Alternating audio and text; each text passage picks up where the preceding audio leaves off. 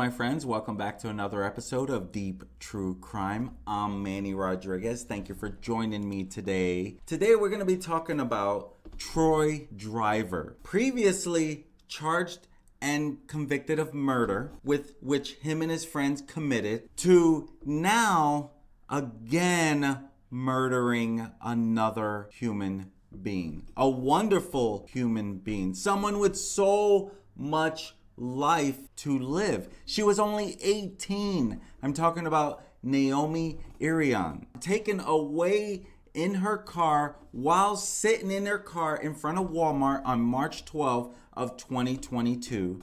18 days later, they find her body buried in a shallow gravesite. Horrible, horrible to hear. And to even know that he has done something like this before makes this tragedy that much worse.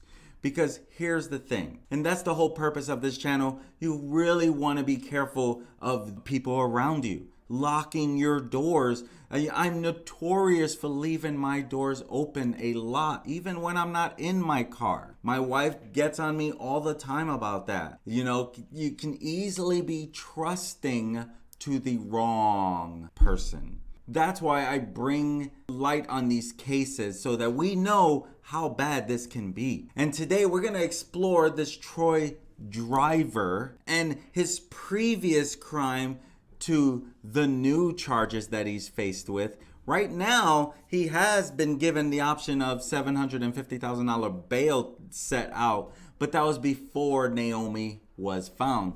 So her body was found yesterday. We'll see if he even still gets the opportunity to have bail. We hope not. This guy should never see the light of day again. So let's dive into it. Troy Driver. He is the lead suspect in the kidnapping, disappearance, and now murder of Naomi Irion. Sad, unbelievable story. For 18 days, the family, searchers, search and rescue, everyone has been searching for Naomi and hoping they find her alive. And unfortunately, they did not find her alive. Rest in peace, Naomi Christine Irion, taken way too soon from this world we live in. And so she has been missing. We wonder, okay, missing for 18 days. Then they find her in a shallow gravesite. This all began when 18-year-old Naomi was waiting in the Fernley Walmart parking lot for the employee bus that took her to her job at the Panasonic facility. And sad to say, she also complained about sexual harassment at her workplace. She went on a date with someone, an unknown male, the day before her disappearance. So knowing about the sexual harassment that she had been dealing with, and knowing that she went on a date with an unknown male at the time, those were some of the first places they were trying to get answers from,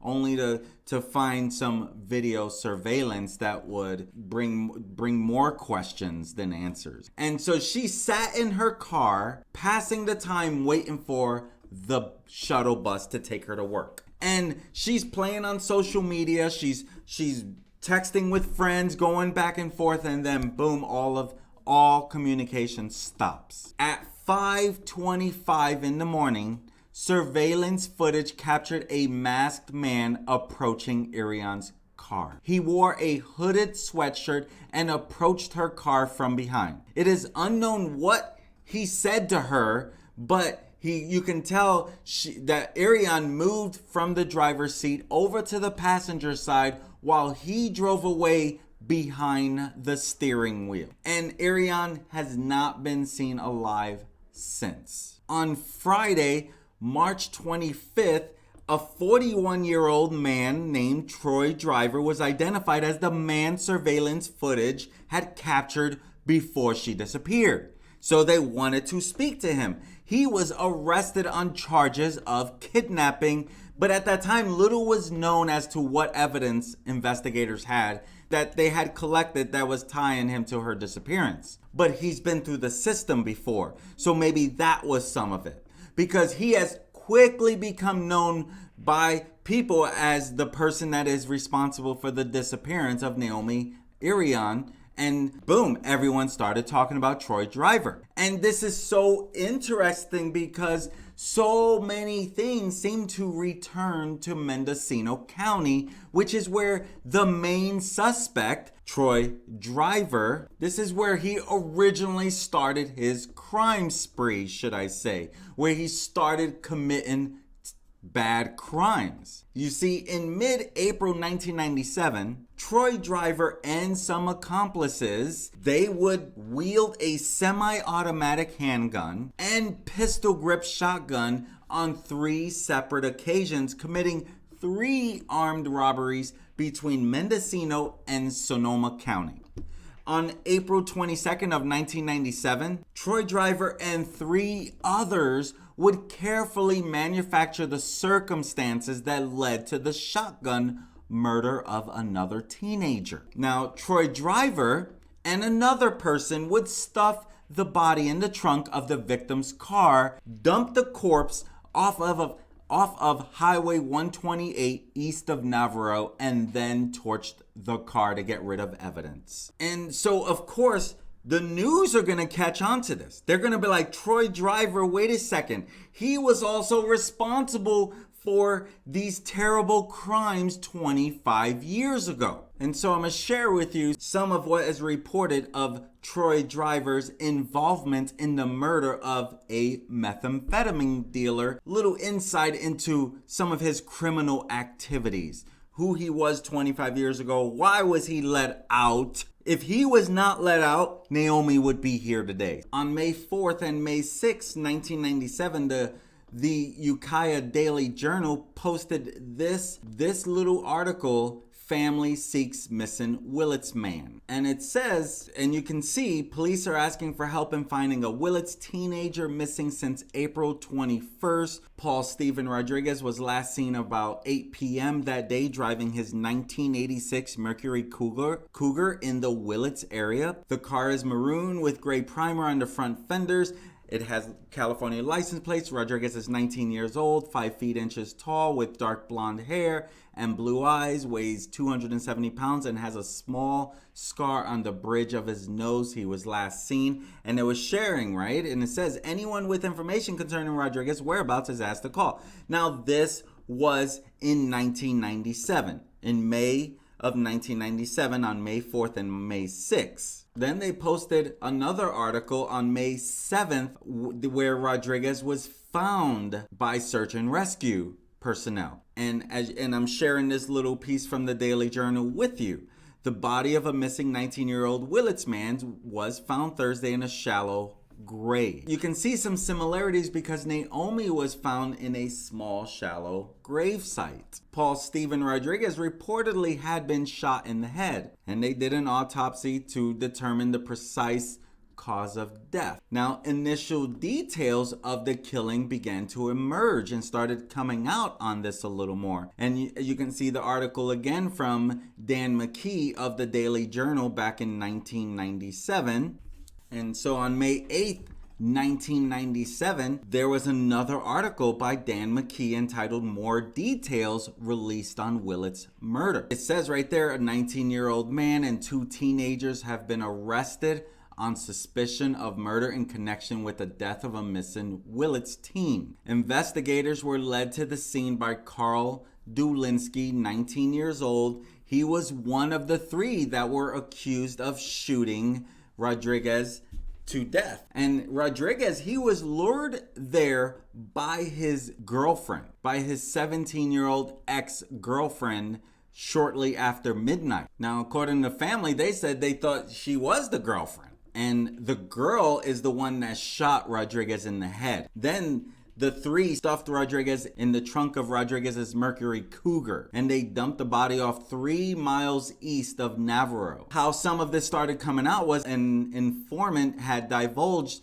the murder plot to police, and there was evidence that the trio, the 3 of them, planned to kill Rodriguez before he was lured to Schaefer Ranch Road. But as of May 8th, 1997, Rodriguez's maroon Mercury Cougar had not been found yet, and the two unnamed parties arrested for the crime were booked into juvenile hall. So they were young kids at the time. Then Carl Dulinski is the one that led the police to the crime. He stood in front of the judge at the Willits Municipal Court on May 9, 1997.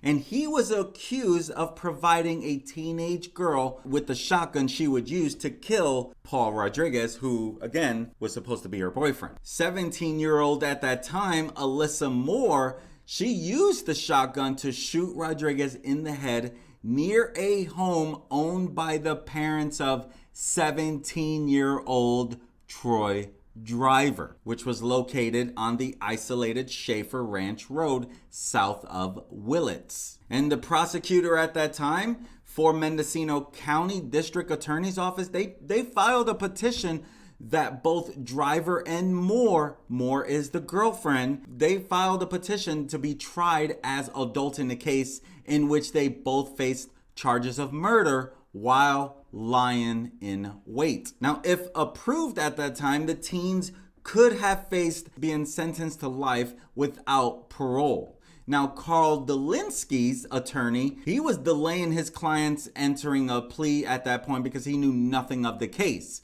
except what he had read in the newspaper. So he was trying to get it postponed. And so it was postponed through May 15th. 2 days after discovering the body of Rodriguez, investigators were still working to determine the motive in his killing. They didn't know why they killed this teenager. After shooting him, Dulinski, Driver, and Moore dragged the 270-pound man to the car and drove 55 miles before dumping the body off the roadway near Navarro. So Carl Dulinski and Troy Driver, while they were still behind bars for their suspected role in the murder of 19-year-old Paul Rodriguez, they were charged on May 14th of 1997 for 3 separate armed robberies in Ukiah, Willits, and Sonoma Counties, Rohnert Park, in the days preceding Rodriguez's killing. 17-year-old Alyssa Moore, the girlfriend of Rodriguez, who pulled the trigger of a shotgun that ended Rodriguez's life, she implicated Dulinski and Driver and one other adult woman who acted as the getaway driver in the robberies. So you see, they didn't even know about these robberies until Alyssa Moore began to snitch on them. Basically, if she's going down, they're going down with her because, again, Carl Dulinski led the authorities to Rodriguez's body. So obviously, Alyssa now is bitter at them. On April 4th, 1997, Troy Driver and Carl Dulinski reportedly robbed the Ukiah Circle K right there in Ukiah at 2:30 in the morning, armed with a semi-automatic pistol and pistol grip shotgun. 10 days later, the pair would use the same weapons to rob Chevron service stations located in Willits and Rohnert Park during the early morning hours of April 14th. In all 3 robberies, Troy Driver, Carl Dulinski stole small amounts of cash and cigarettes. On Tuesday, May 13, 1997, investigators had finally located Rodriguez's burned out maroon Mercury Cougar on rural Bransom Road, 25 miles north of Willits. The Ukiah Daily Journal had an article that also shed light on Dulinski's father, known in Hells Angels circles as Shithouse Carl Dulinski. That was his nickname. Shithouse Carl was a nickname that was given for running a porta potty business. It would actually act as an informant for the government when investigating the 1986 quadruple murder committed by Hells Angel Gerald Lester and Charles Diaz. In October of 1986, Lester and Diaz would kill a family of 4 in a cabin east of Fort Bragg, and the person that they were mainly targeting was a former Hell's Angel member. And so targeting him killed everyone that was in there, including the wife, son from a different marriage, a daughter. And they would torch the cabin hoping to cover up their crimes. And so on May 16th, 1997, the Ukiah Daily Journal provided the public with the most detailed account of the night Rodriguez was killed and the murder plot behind it that was by Troy Driver, Carl Dolinsky, and Alyssa Moore. The fourth person that they were looking for was Troy Driver's older sister, who was 19 years old at that time, Charla Driver. And she was actively being sought for her suspected involvement in what happened to Paul Rodriguez. And so according to affidavits, the Ukiah Daily Journal stated the plot to kill Rodriguez began when Driver and Dolinsky told Moore they would help her kill her boyfriend at the Driver's Schaefer Ranch home. And according to a series of affidavits, the Ukiah Daily Journal stated the plot to kill Rodriguez began when Driver and Dolinsky told Moore they would help her kill her boyfriend at the Driver's Schaefer Ranch Road home in the early morning of April 21st. Now, to lure Rodriguez to the home, Moore would tell him Troy Driver's mother had a car breakdown on the 75-yard dirt driveway leading to his house. The plan was, according to taped interviews of Dolinsky, either he or Driver would kill Rodriguez once he arrived. Troy and his sister Charla, they proceeded to drive their 1983 Dodge Aries down the dirt driveway, parking near a horse trailer where Driver and Dolinsky stored the shotgun. To create the ruse the vehicle was disabled, Driver and Dolinsky raised the hood of the Dodge Aries, pulled an engine wire, and waited for Rodriguez and Moore to arrive. When Moore and Rodriguez arrived, the couple got out of their car, and Rodriguez, there to help them diagnose the inoperable vehicle, positioned himself at the left front side of the Dodge Aries to look into the engine compartment. Moore then grabbed the shotgun stowed in the nearby horse trailer, and while her boyfriend was inspecting the engine, pointed it at his head and fired. Rodriguez falls back, and Moore reportedly became excited. Troy Driver takes the shotgun from Moore, handed it to Dolinsky, who then placed it on the ground. Troy then walked with Moore away from Rodriguez's dead body, trying to calm her down. She begins making declarations of love to the fallen body, and when the pair circled back where Rodriguez's body lay, Driver told Dolinsky to pick up the shotgun from the ground. Troy Driver's sister, Charla, got behind the wheel of their Dodge Aries and drove it back to their house. Moore backed Rodriguez's Mercury Cougar up to the body to load him into the truck. At 270 pounds, he was a little more difficult to move than they thought. So Driver and Dolinsky, they improvised a ramp using a metal partition used to separate the stalls in the horse trailer, rolling Rodriguez's body into the trunk. To get Rodriguez to fit in the trunk, Driver had to remove a large speaker assembly from the Cougar's trunk. As they rolled Rodriguez's body up the improvised ramp, his shoes fell off and his wallet, as well as loose change, fell from his pockets. Driver picks up his shoes and threw them in the trunk, and Moore picked up the wallet and the change, placing them in her jacket. Despite removing the speaker system, Rodriguez proved even though they moved the speaker system, Rodriguez was still too big to fit in the trunk.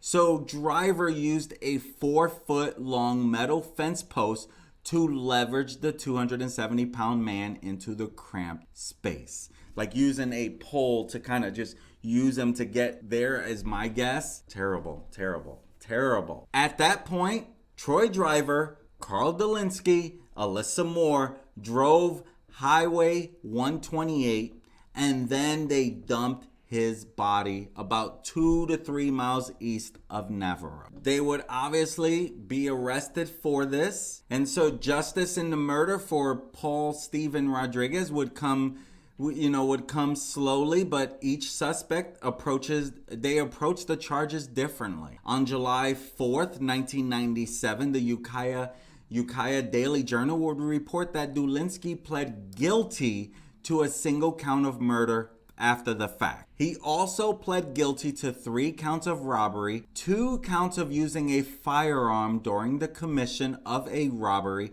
and 1 count of commercial burglary. He admitted to his role in the robbery of the Chevron station in Willits and Rohnert Park and the Circle K in Ukiah. He also pled guilty to his part in a robbery of a Willits coast-to-coast hardware store in February of 1997. He pleaded guilty to that. Now, because of his negotiated settlement, it resulted in Dulinski being sentenced to only 9 years and 8 months in state prison. He agreed to waive his rights to appeal his conviction and also waived his right to refuse to testify in the trials of Moore and Driver. Per a Ukiah Daily Journal article on July 21st of 1997, Alyssa Moore, she rejected a plea deal at the last minute when she realized that it would have resulted in her being sent to prison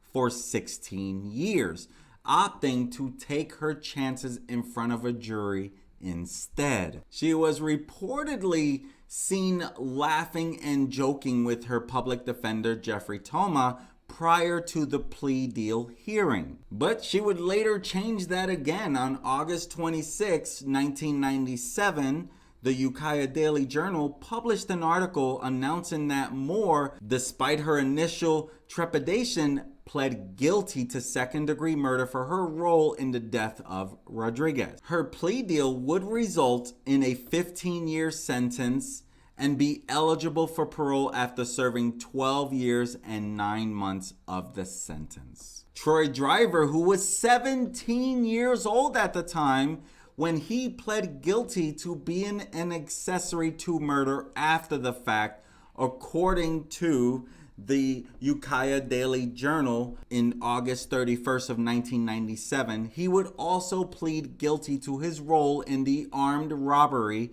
of the Ukiah, Willits, and Rohnert Park gas station, as well as the coast-to-coast hardware store in Willits. The plea agreement resulted in Driver agreeing to serve 15 years in state prison for his role in the deaths. And what's interesting is at Driver's sentencing hearing, his probation officer told the judge he was concerned that Driver might not thrive in prison. He added that if the 17-year-old was not jailed, he could be a danger to his community. As we know what he did to Naomi Irion, he's a danger to the community. Now, the final suspect in Rodriguez's death, the getaway driver, Charla Driver, she fled the country immediately after the murder. 1 month after the murder, Italian authorities, that's where she was in Italy, where her serviceman husband lived. 1 month after the murder, Italian authorities, with cooperation with the Mendocino County Sheriff's Office, the District Attorney's Office, and the FBI,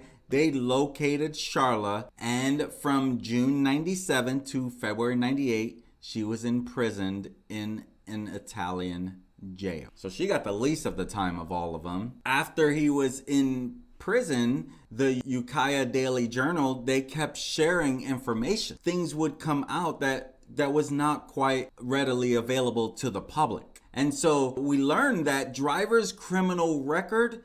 Driver's criminal record stretched back 5 years before the killing. In 1992, he was sentenced to community service for shooting a deer out of season. In 1994, as a 14-year-old, he was sentenced to formal probation for residential break-ins with several firearms taken and the burglary of the Quality Firearms store. 10 months after being caught burglarizing, he was removed from his parents' home and was kept at the Shasta Youth Connection facility because he pointed a pistol at another youth while he was demanding information. And when asked why he robbed the gas stations, Troy Driver, he told his deputy probation officer he needed money to pay bills and help his sister get a passport to Italy to be with her serviceman husband. Driver told the probation officer that it was easier to rob someone than to work and earn the money. And many months after Paul Rodriguez's murder, we would find out even more about the truth that would come out. Through affidavits and the testimony of investigators, that's when investigators were able to get a clear picture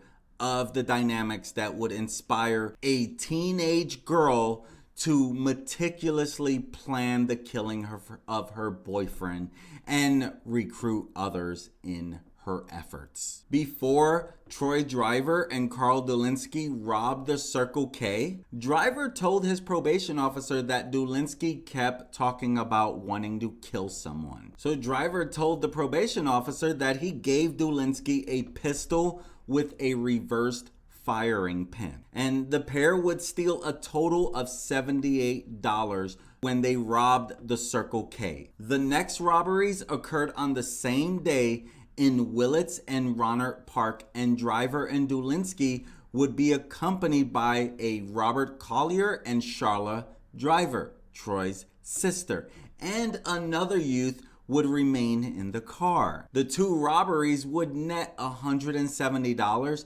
and 20 packs of cigarettes. The robbery crew then drives to Charla Driver's house and split the money 5 ways. Robert Collier would later admit to the police that he was Driver and Dulinski's lookout while they burglarized the Willits Coast to Coast hardware store in the early morning of February 20th. Driver throws a rock through one of the windows to gain entry, and then the three of them fled with several guns, which they took to the home of Alyssa Moore. Paul Rodriguez's brother, Michael, would reveal to Willits police that the guns stolen from the hardware store that night were later sold to Paul in exchange for drugs, including methamphetamine. Rodriguez, he was known as a well-known drug dealer who had guns. Charla Driver would later tell law enforcement that Paul Rodriguez and Alyssa Moore's relationship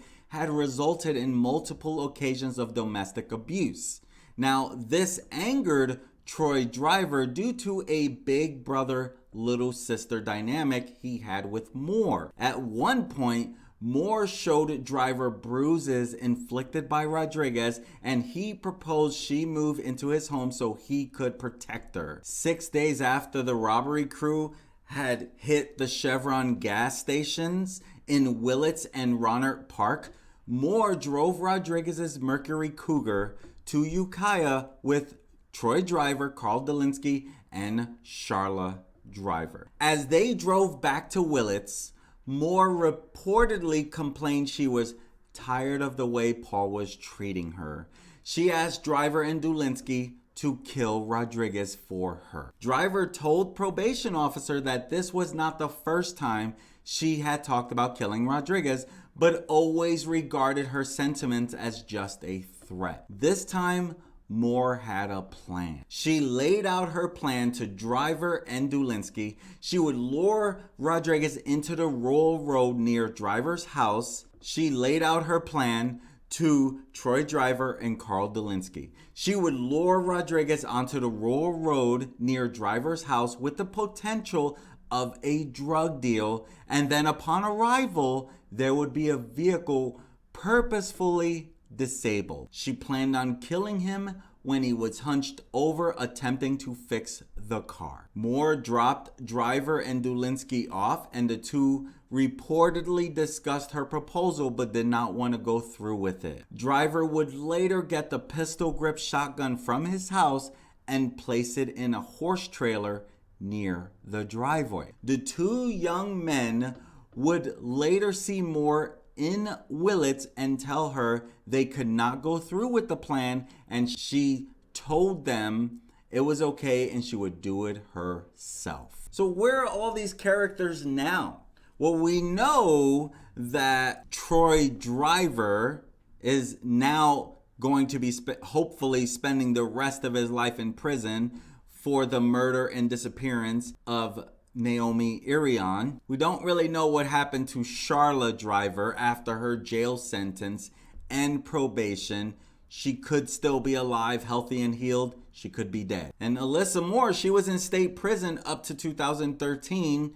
And beyond that, because of press coverage, she was up for parole and then denied. No coverage since states when she was released, but multiple databases associated with the California DOC and rehab do not list her. She most likely just is out of prison and did her time. Carl Dulinski is said to be a born-again Christian. He points towards his role in the murder of Rodriguez to his conversion to Christianity. He is also a human resource manager for a rehabilitation clinic in Alaska. And now Troy Driver sits in Nevada County Jail as of today. And so now they find the gravesite of the missing teen, Naomi Irion. She's been found in a remote area, and Troy Driver, the suspect in her kidnapping, is a former Mendocino man. My friends, thank you for joining me today. This is part 1.